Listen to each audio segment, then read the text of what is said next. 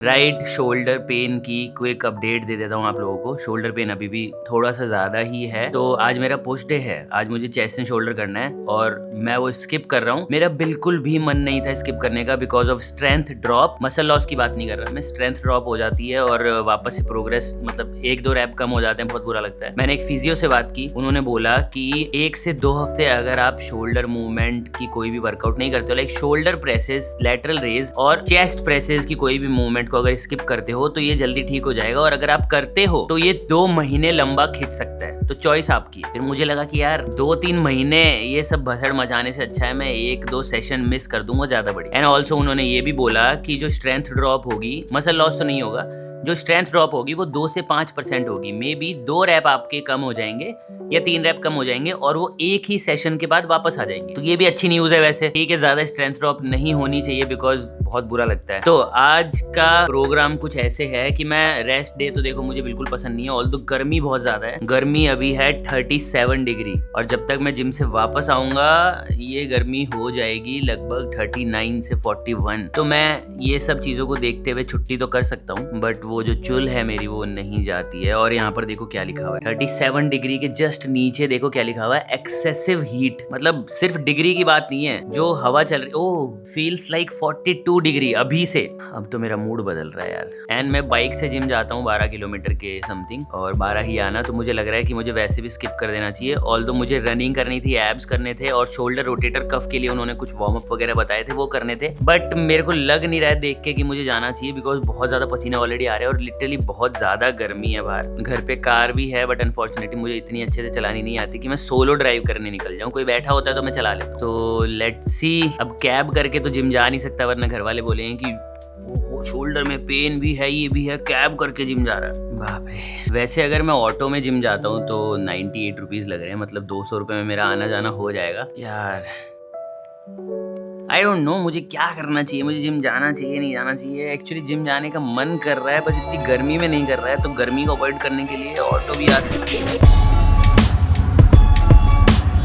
मैंने भी मंगाया है सॉल्ट्स सप्लाई 6 के, basically electrolyte mix, because running वनिंग करूँगा तो उसमें काफ़ी ज़्यादा पसीने आते हैं और सिर्फ नॉर्मल पानी से काम नहीं चलता है उस टाइम, तो मेरे को थोड़ा केयरफुल रहना पड़ेगा।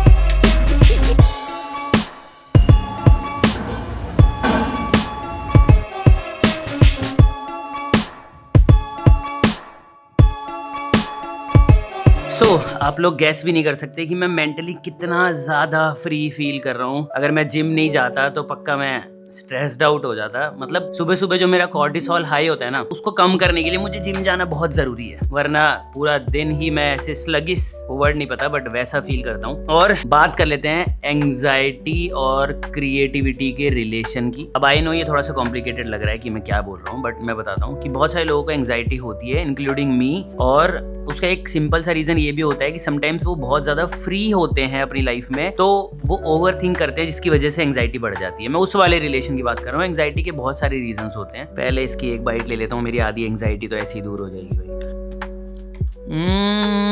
क्या चीज है भाई। मैं अभी बहुत सारी क्रिएटिव चीजें कर रहा हूँ and I am so glad कि मैं ये कर पा रहा हूँ। सबसे पहली चीज तो मैं रनिंग कर रहा हूँ।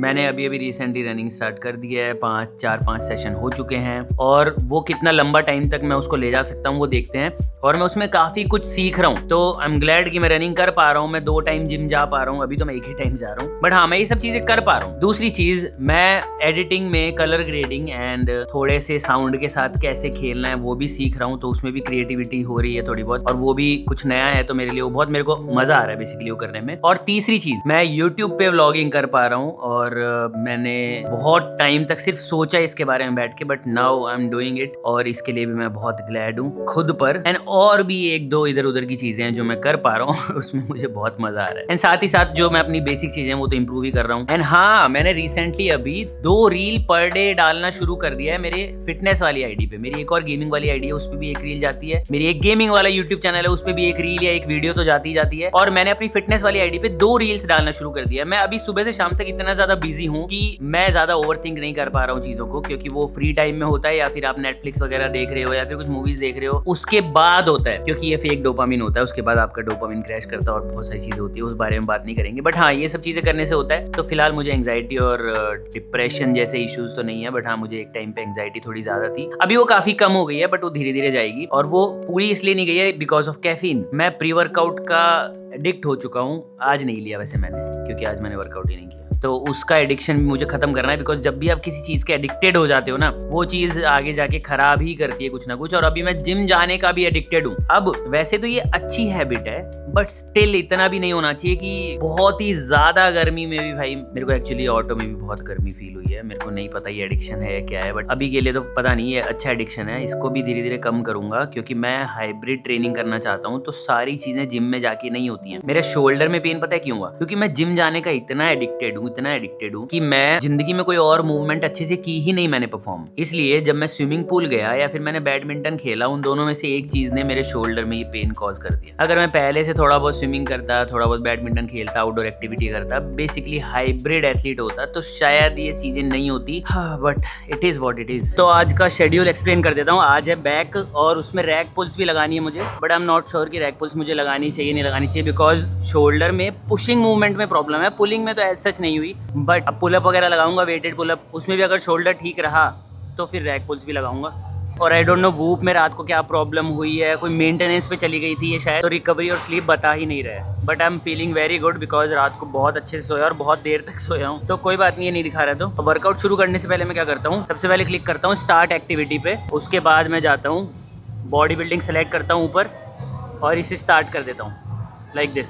अब जितनी भी मेरी कैलोरीज बर्न होंगी वो और ज़्यादा रियल टाइम में ये ट्रैक कर पाएगा। और दूसरी चीज़ मैं क्या करता हूँ, अपने फ़ोन में हैवी ऐप ऑन करता हूँ, यहाँ पर स्टार्ट कर देता हूँ जो भी मेरा वर्कआउट है। जैसे आज मुझे बैक एंड डेल्ट्स करने हैं, तो मैं सिंपली स्टार्ट बटन पे क्लिक कर दूंगा और रूटीन शुरू हो जाएगा। अब सबसे पहले वार्म अप सेट्स, मतलब ऐसे पूरा लिखा हुआ है, तो मुझे रोज सोचना नहीं पड़ता। रोज मेरा डिसीजन फटी है ना, बहुत कम हो जाता है। बाकी एज यूजुअल मेरा आज भी मन नहीं था व्लॉग शुरू करने का, बट ये करना ही पड़ेगा बिकॉज प्रैक्टिस बहुत अच्छी हो जाएगी इससे मेरी। अब सबसे पहले शुरू करते हैं वार्म अप सेट से। उसके लिए मैं कैमरा रख देता हूँ, बिकॉज वो दिखाने की ज़रूरत नहीं है।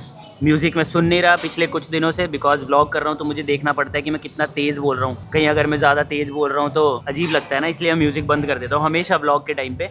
और फिर पूरा जिम के टाइम में ऑन ही नहीं कर पाता। तो चलो शुरू करते हैं। अगर पुलिंग मूवमेंट में भी पेन हुआ तो फिर मैं ये भी नहीं करूँगा।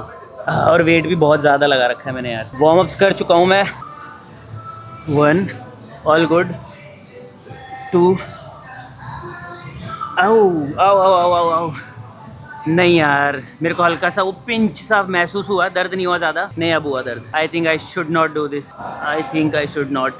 मेरे को पुलअप्स लगानी चाहिए पहले, देखता हूँ पुलअप्स में भी अगर पेन नहीं हुआ तो फिर मैं पुलअप्स ही लगा के चला जाऊँगा 5-6 side. Let's not do this. और ऊपर से अभी इतना सारा वेट लगाया, ये भी हटाना पड़ेगा यार। Each side 45 kg। अभी मैंने जस्ट बॉडी वेट पुलअप्स लगा के देखी है। बॉडी वेट पुलअप्स में तो दिक्कत नहीं हो रही है, but I guess weighted pullup में होगी शायद।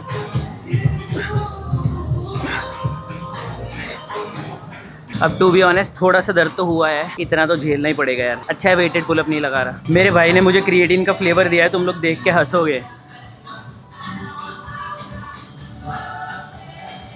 भाई ये कौन सा कलर होता है भाई? अब इसको जिम में लेके घूमने में बहुत अजीब लग रहा है।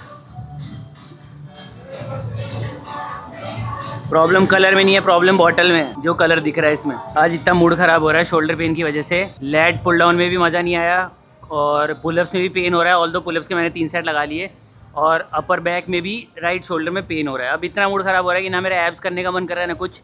तो नीचे जाके मैं मे बी 10 राउंड या 20 राउंड स्लेज पुश के करूँगा, और बस इनफ है। मेरे को कैसे भी करके कैलोरीज बर्न करनी है, but that's it. Sled push करने के लिए शूज़ देखो मैंने कौन से पहने हैं। अब ये डेफिनेटली ख़राब होने वाले हैं, क्योंकि जब भी स्लेज पुश करते हैं मुड़ जाते हैं, बट कोई बात नहीं।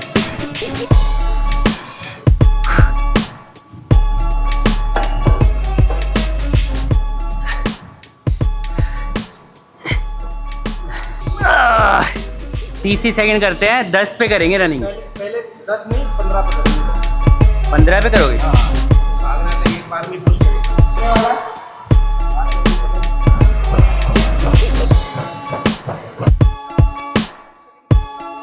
हार्ट रेट देखो 151।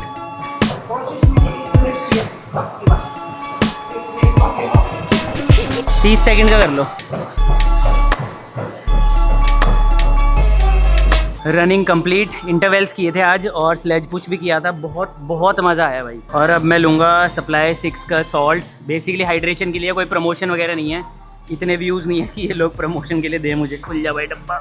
ये ऐसे आते हैं पाउचेज़, इसमें बेसिकली शायद 2 या 3 फ्लेवर होने चाहिए, ब्लू रेस्पबेरी और ये है लाइम। आई गेस 2 ही हैं शायद, 2 ही है, 2 फ्लेवर है, ब्लू रेस्पबेरी।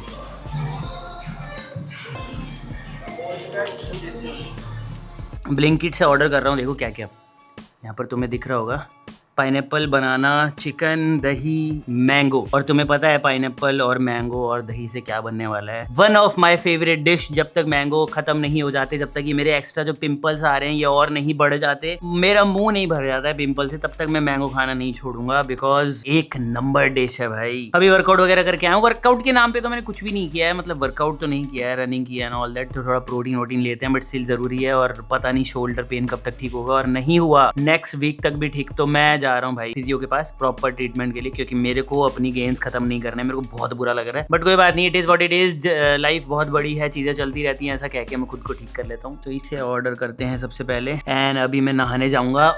एंड जिम जाने से पहले मैं नहा के नहीं जाता, सिर्फ शावर लेके जाता हूँ ताकि थोड़ा फ्रेश फील हो। अब जिम जाने से पहले भी साबुन लगाऊं और फिर इतना भाग के आया हूँ, इतना कुछ करके आया हूँ, पसीने आए, फिर साबुन लगाऊं, तो ये वर्थ इट नहीं है। लॉजिकल सी चीज लगती है मुझे। तो सिर्फ शावर लेके जाओ, आके प्रॉपर नहाओ, कपड़े चेंज करो, ताकि जो पसीने है वो सारे बॉडी से हट जाएं और तुम्हें कोई भी डिजीज वगैरह ना हो। तो जब तक ये ऑर्डर आ रहा है तब तक तो मैं नहा लूंगा। सो मैं नहा के भी आ गया और मेरा ऑर्डर भी ऑलमोस्ट आ ही गया है। एट योर डोर स्टेप लिखा हुआ आ गया। बट मैं तुम्हें बताता हूँ कि मैंने BCA टेस्ट करवाया था और लास्ट टाइम से लेकर इस टाइम तक कितना क्या मैंने गेन किया इन 1 month. So let me show you. Although मैं BCA टेस्ट पर कंप्लीटली यकीन नहीं करता, बिकॉज ये मशीन मुझे बिल्कुल पसंद नहीं है।